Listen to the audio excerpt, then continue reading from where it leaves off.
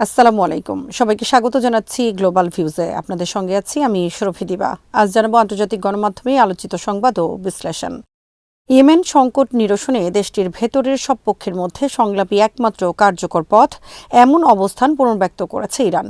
ইরানের পররাষ্ট্রমন্ত্রী Abbas Araghchi বুধবার বাহরাইনের পররাষ্ট্রমন্ত্রী আব্দুল লতিফ বিন রশিদ আল জায়ানির সঙ্গে এক টেলিফোন আলাপে ইয়েমেনের সাম্প্রতিক পরিস্থিতি নিয়ে আলোচনা করেন। এ সময় তিনি দক্ষিণ ইয়েমেনে ক্রমবর্ধমান উত্তেজনা নিয়ে গভীর উদ্বেগ প্রকাশ করেন এবং আঞ্চলিক সব দেশের প্রতি ইয়েমেনের ঐক্য ও ভৌগোলিক অখণ্ডতা রক্ষায় উদ্যোগী হওয়ার আহ্বান জানান। আরাকচি জোর দিয়ে বলেন, ইসলামী প্রজাতন্ত্র ইরান বিশ্বাস করে যে ইয়েমেন সংকটের সমাধান কেবলমাত্র সব ইয়েমেনি গোষ্ঠীর মধ্যে অন্তর্ভুক্তিমূলক সংলাপের মাধ্যমেই সম্ভব। তিনি বলেন, বিদেশি হস্তক্ষেপ বা সামরিক চাপ পরিস্থিতিকে আরও জটিল করে তুলছে এবং সাধারণ মানুষের দুর্ভোগ বাড়াচ্ছে। বাহরাইনের পররাষ্ট্রমন্ত্রীও এই আলোচনায় ইয়েমেনে শান্তি ও স্থিতিশীলতা বজায় রাখার প্রয়োজনীয়তার উপর গুরুত্ব দেন। উভয় দেশের পররাষ্ট্রমন্ত্রীরা আশা প্রকাশ করেন, চলমান কূটনৈতিক ও রাজনৈতিক প্রচেষ্টা শেষ পর্যন্ত বিদ্যমান সমস্যাগুলোর সমাধানে সহায়ক হবে। ইয়েমেনের ঐক্য অক্ষুণ্ণ থাকবে এবং দেশটিতে স্থায়ী স্থিতিশীলতা প্রতিষ্ঠিত হবে। এই ফোনালাপ এমন এক সময় অনুষ্ঠিত হলো যখন ইয়েমেনের দক্ষিণাঞ্চলে নতুন করে রাজনৈতিক ও সামরিক উত্তেজনা দেখা দিয়েছে এবং আঞ্চলিক শক্তিগুলোর মধ্যে মতবিরোধ আরও স্পষ্ট হয়ে উঠছে। এই প্রেক্ষাপটে সংযুক্ত আরব আমিরাত ইয়েমেন থেকে তাদের সামরিক উপস্থিতি সম্পূর্ণভাবে প্রত্যাহারের ঘোষণা দিয়েছে। মঙ্গলবার ইউএই প্রতিরক্ষা মন্ত্রণালয় এক বিবৃতিতে জানায়, সাম্প্রতিক ঘটনা প্রবাহ এবং সন্ত্রাস বিরোধী কার্যক্রমের নিরাপত্তা ও কার্যকারিতার উপর সম্ভাব্য প্রভাব বিবেচনায় নিয়ে ইয়েমেনে অবস্থানরত অবশিষ্ট সন্ত্রাস বিরোধী দলগুলো প্রত্যাহারের সিদ্ধান্ত নেওয়া হয়েছে। বিবৃতিতে বলা হয়, সংশ্লিষ্ট অংশীদারদের সঙ্গে সমন্বয় করে এমনভাবে এই প্রত্যাহার করা হবে যাতে আমিরাতি সেনা সদস্যদের নিরাপত্তা নিশ্চিত থাকে। আনাদুল এজেন্সির বরাতে প্রকাশিত ওই বিবৃতিতে আরও উল্লেখ করা হয়, ইউএই 2015 সাল থেকে সৌদি নেতৃত্বাধীন আরব জোটের সদস্য হিসেবে ইয়েমেনে বৈধ সরকারকে সমর্থন, সন্ত্রাসী সংগঠনের বিরুদ্ধে লড়াই এবং দেশটিতে নিরাপত্তা ও স্থিতিশীলতা প্রতিষ্ঠার লক্ষ্যে কাজ করছে। সিরিয়ার জাতীয় ঐক্য ও সার্বভৌমত্ব রক্ষা করা রাষ্ট্রের জন্য একটি অতিক্রম অযোগ্য রেডলাইন, একথা স্পষ্ট করে জানিয়েছে দেশটির বিচার মন্ত্রণালয়। বুধবার সিরিয়ান আরব নিউজ এজেন্সি সানা প্রকাশিত এক বিবৃতিতে মন্ত্রণালয় বলেছে, জাতীয় ঐক্য ও সার্বভৌমত্ব সংরক্ষণ একটি দৃঢ় সাংবিধানিক নীতি যার কোনো ধরনের লঙ্ঘন সহ্য করা হবে না। এই নীতিকে ক্ষুণ্ণ করে এমন যে কোনো বক্তব্য, আহ্বান বা কার্যক্রমকে রাষ্ট্রের নিরাপত্তার বিরুদ্ধে গুরুতর অপরাধ হিসেবে গণ্য করা হবে এবং সংশ্লিষ্টদের বিরুদ্ধে কঠোর আইনি ব্যবস্থা নেওয়া হবে। বিবৃতিতে বলা হয়, সিরিয়ার সর্বোচ্চ জাতীয় স্বার্থ রক্ষায় আইন দৃঢ়ভাবে প্রয়োগ করা হবে এবং রাষ্ট্র এ বিষয়ে কোনো ধরনের শৈথিল্য দেখাবে না। একই সঙ্গে মন্ত্রণালয় জোর দিয়ে উল্লেখ করে যে সিরিয়ান রাষ্ট্র আইনের শাসনের প্রতি প্রতিশ্রুতিবদ্ধ এবং সংবিধান দ্বারা নিশ্চিত জন অধিকার ও স্বাধীনতাকে সম্মান করে। মত প্রকাশ ও বাক স্বাধীনতা একটি সুরক্ষিত অধিকার হলেও তা অবশ্যই আইনি নির্ধারিত সীমার মধ্যে থেকে চর্চা করতে হবে যাতে জনস্বার্থ রক্ষা পায় এবং সামাজিক শান্তি বজায় থাকে। বিদ্যমান আইনগুলো এই অধিকারগুলো নিয়ন্ত্রণের জন্য বাধ্যতামূলক বিধি ও প্রক্রিয়া নির্ধারণ করেছে, যার লক্ষ্য নাগরিকদের সুরক্ষা, সরকারি ও বেসরকারি সম্পত্তি রক্ষা এবং এমন কর্মকাণ্ড প্রতিরোধ করা যা নিরাপত্তা বিঘ্নিত করতে পারে বা জনসেবাকে অচল করে দিতে পারে। এসব নিয়ম লঙ্ঘন করা হলে তা স্পষ্টভাবে আইনের পরিপন্থী বলে গণ্য করা হবে। বিবৃতিতে শান্তিপূর্ণ ও আইনসম্মত মত প্রকাশের সঙ্গে উস্কানি, অপব্যবহার বা সামাজিক শান্তির জন্য হুমকি স্বরূপ কর্মকাণ্ডের মধ্যে একটি স্পষ্ট ও কঠোর পার্থক্য টানা হয়েছে। এতে বলা হয়, সাম্প্রদায়িক বা ধর্মীয় বিদ্বেষমূলক বক্তব্য, ঘৃণা ভাষণ কিংবা সমাজে বিভাজন সৃষ্টির উদ্দেশ্যে যে কোনো ধরনের উস্কানি নিষিদ্ধ এবং সিরিয়ান আইনে তা শাস্তিযোগ্য অপরাধ।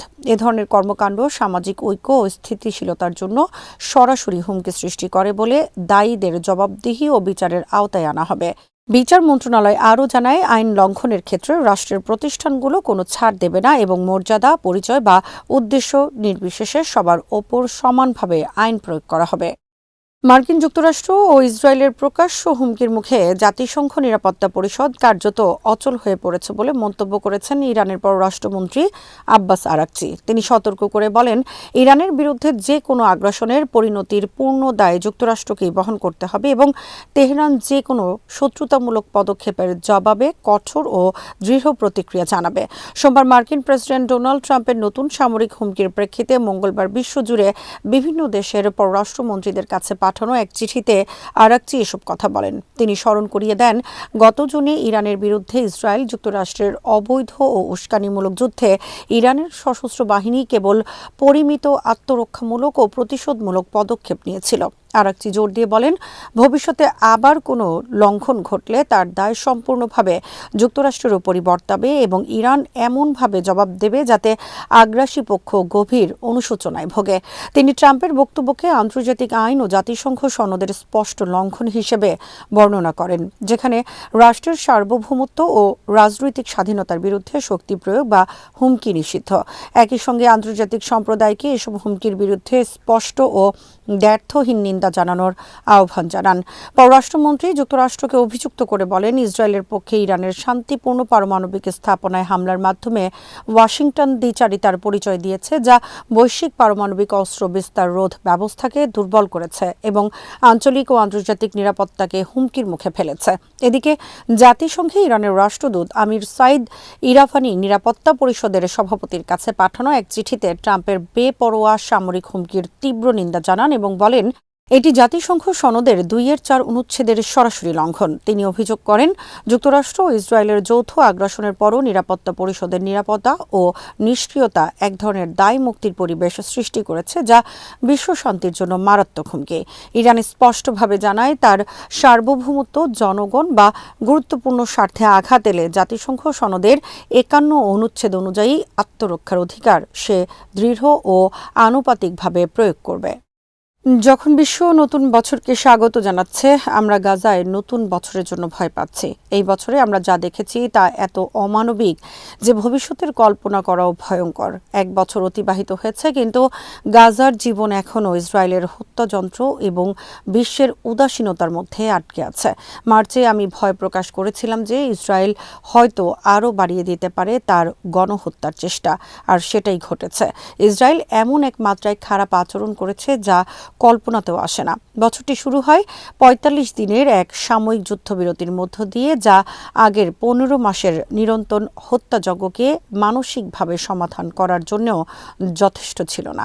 ফেব্রুয়ারিতে মুক্তিপ্রাপ্ত বন্দীদের মধ্যে আমার উচ্চ বিদ্যালয়ের শিক্ষক অন্তার আল আগা ছিল। তাকে দেখে চমকে গিয়েছিলাম। তার রূপ এতই কৃপণ যে হাত বাড়াতেও পারছিল না। তিনি স্ক্যাবিস রুম এর বর্ণনা দিলেন, যেখানে তাদের স্ক্যাবিস সংক্রমণের জন্য রাখা হতো। মার্চে ইসরায়েল আবারও গণহত্যা শুরু করে। একদিনে 400-এর বেশি মানুষ হত্যা করা হয় এবং গাজায় সব সীমান্ত বন্ধ করে দেওয়া হয়। এপ্রিল মাসে প্রথম ক্ষুধার লক্ষণ দেখা দেয়। মে মাসে ইসরায়েল আমাকে এবং আমার পরিবারকে পূর্ব খান ইউনিস থেকে জোরপূর্বক উচ্ছেদ করে। মাস শেষে গাজা হিউম্যানিটেরিয়ান ফাউন্ডেশন নামে খাদ্য বিতরণ নামের আড়ালে নতুন ধরনের হত্যাযজ্ঞ চালানো হয়। জুনে আমি নিজে এক খাদ্য বিতরণ কেন্দ্রে গিয়েছিলাম, যেখানে মানুষ আগুনের মতো গরম বালিতে খাদ্যের জন্য ক্রমাগত লড়াই করছিল। জুলাইয়ে আমার বাড়ি এবং পুরো পাড়া ধ্বংস হয়। আগস্টে গাজায় গণভুখের প্রমাণ আসে। সেপ্টেম্বর মাসে আরও বড় উচ্ছেদ আদেশ আসে। হাজার হাজার মানুষ দক্ষিণে স্থানান্তরিত হয়। অক্টোবরের যুদ্ধবিরতি আমাকে কোনো শিথিলতা দেয়নি। নভেম্বরেও ইসরায়েল বোমাবর্ষণ চালিয়ে যায়। ডিসেম্বরের শীত আমাদের তাঁবুতে বন্যা এবং শিশুদের হাইপোথার্মিয়ার মৃত্যু নিয়ে আসে। গাজায় সময় যেন থেমে গেছে। অতীত, বর্তমান ও ভবিষ্যৎ একত্রিত। ভবিষ্যৎ অতীতে প্রভাব ফেলে। ধ্বংস হওয়া ভবন এখনই ভেঙে যাচ্ছে বলে মনে হয়। বিশ্বের মানুষ নতুন বছরের আশায় থাকলেও আমরা ভয় পাচ্ছি। আমাদের কাছে নতুন বছরের পরিকল্পনা নেই, কেবল আশা এবং কামনা।